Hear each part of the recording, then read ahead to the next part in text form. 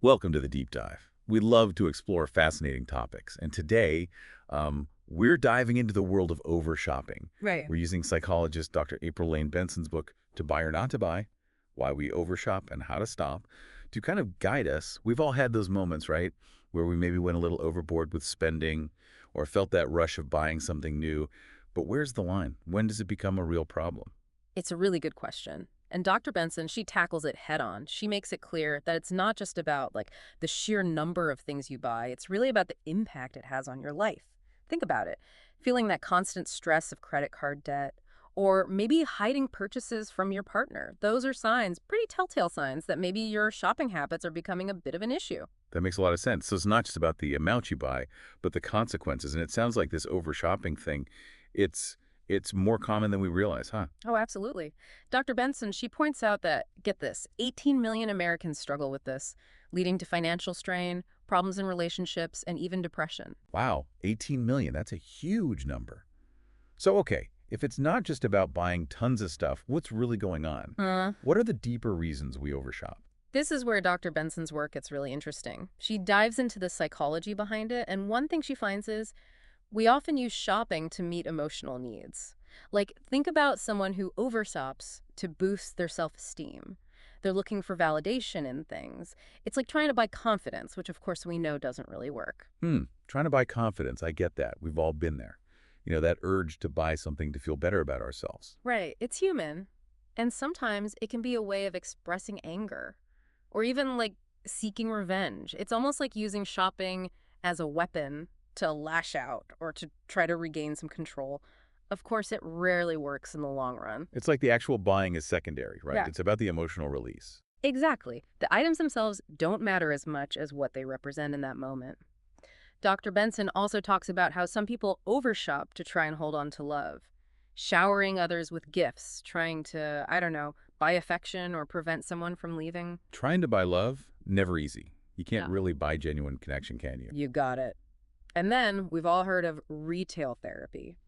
Dr. Benson explains how shopping can be like a temporary painkiller for emotional pain, or a quick fix for a bad mood, a way to escape how you're feeling, but it doesn't last.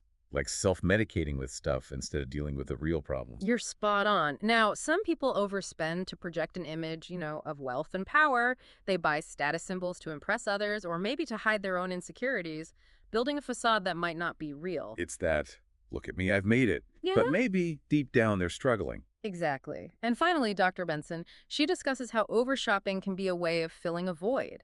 Like, in a world that feels chaotic and uncertain, buying things can create an illusion of order and control. Yeah, building your own little world where you feel like stable and in charge.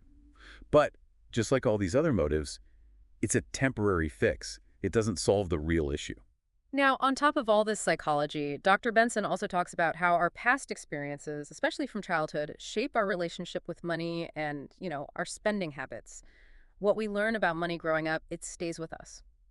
So let's say someone who grew up with constant financial stress, or maybe saw shopping as a coping mechanism, are they more likely to overspend as adults? That's precisely what Dr. Benson suggests. She even has these insightful journaling prompts to help people uncover these connections, see how their past might be influencing their current spending habits. It's all about self-awareness. So we've got these emotional and psychological things going on.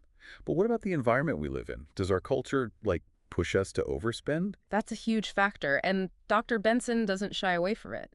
She reminds us we live in a society that's all about consuming. Everywhere you look, it's buy, buy, buy. We're told that happiness comes from buying a new car, the latest gadget, a bigger house, and it's hard to resist. And the marketers, they're good at what they do, right? They know how to push our button. Oh, they know exactly what they're doing. And Dr. Benson, she points out how manipulative those tactics can be.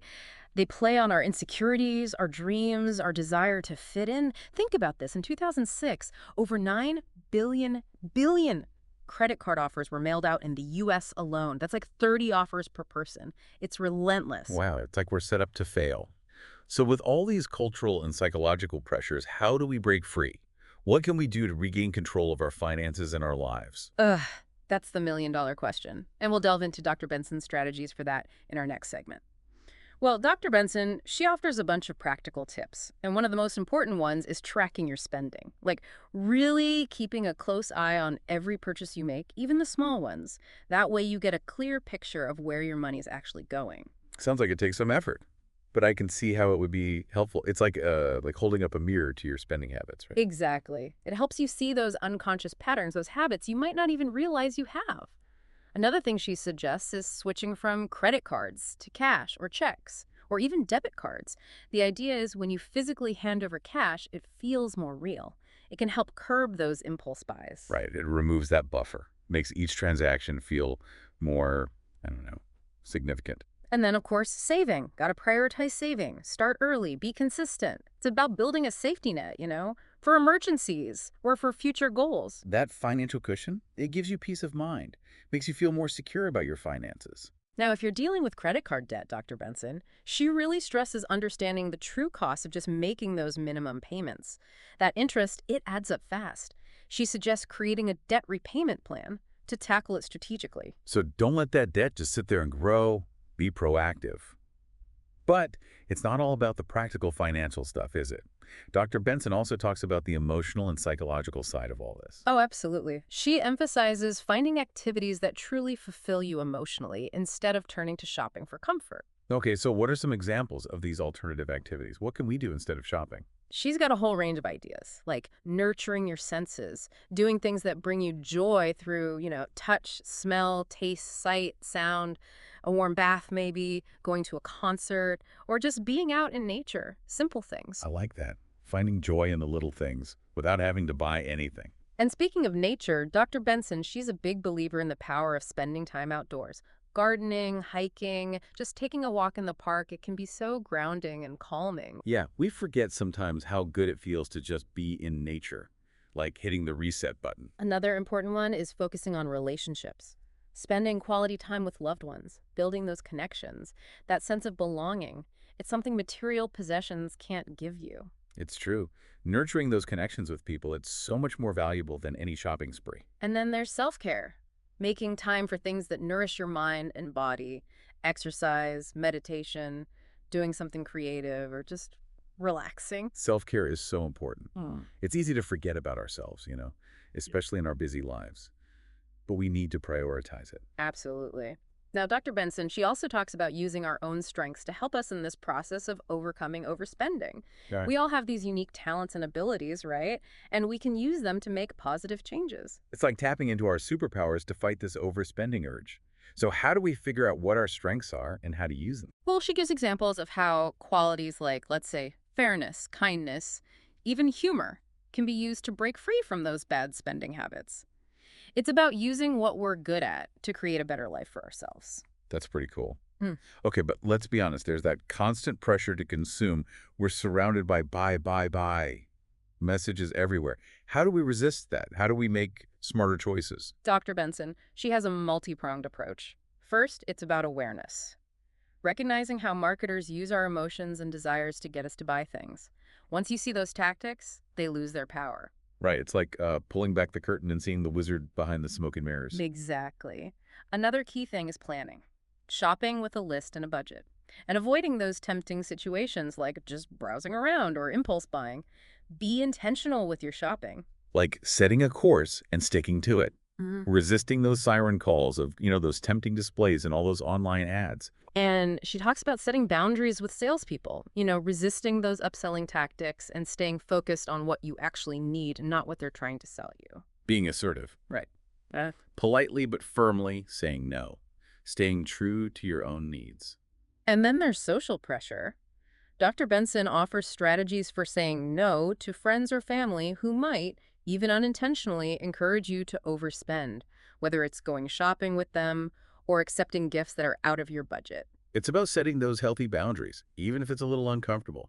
Putting your own financial well-being first, even if it means saying no to people you care about. Exactly.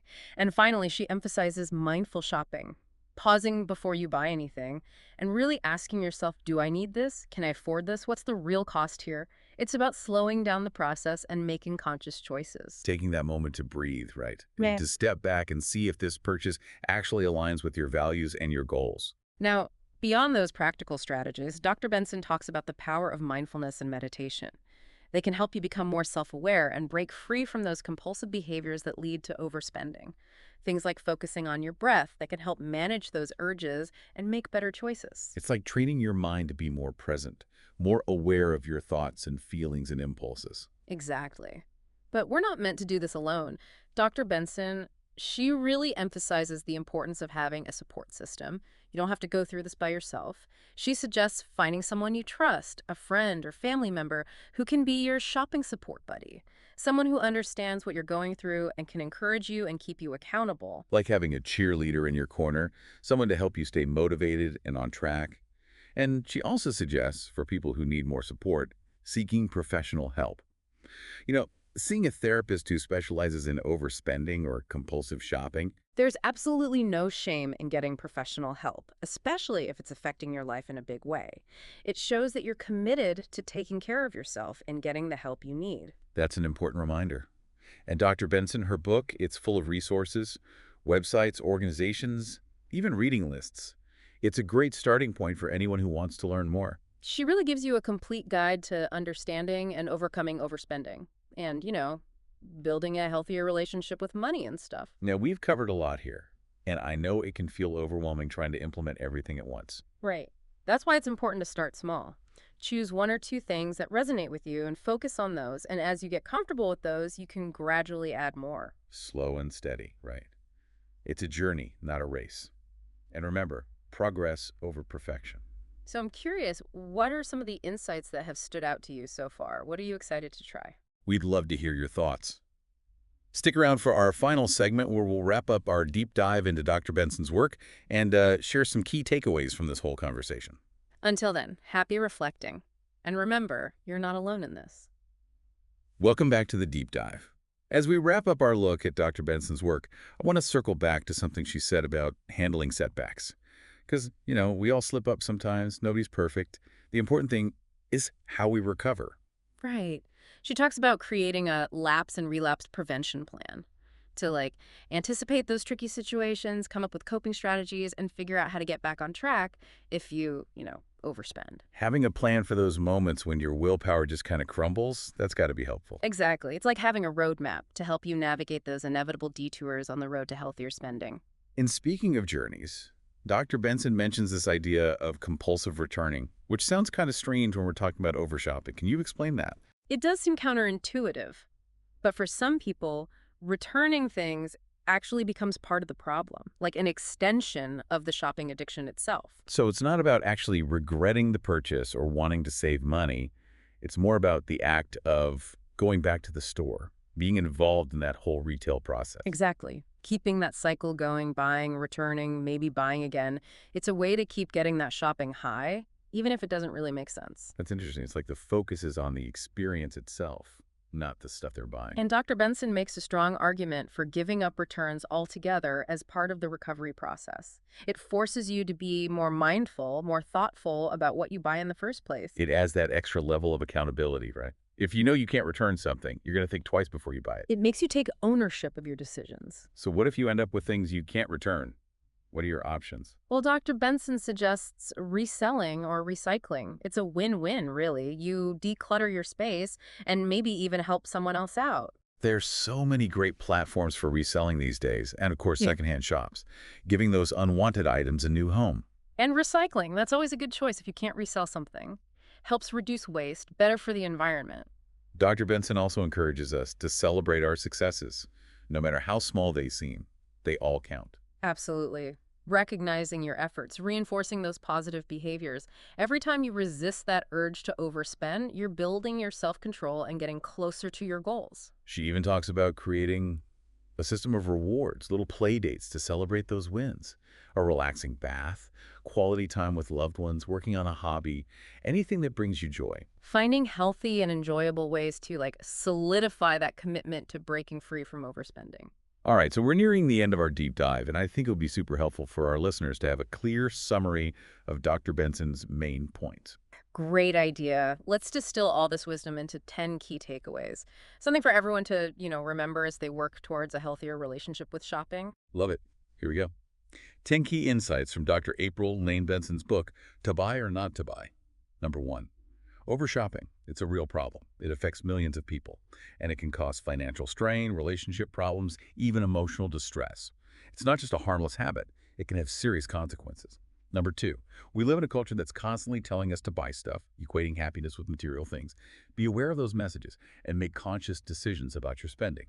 Number 3. Often, overshopping is driven by deeper psychological needs.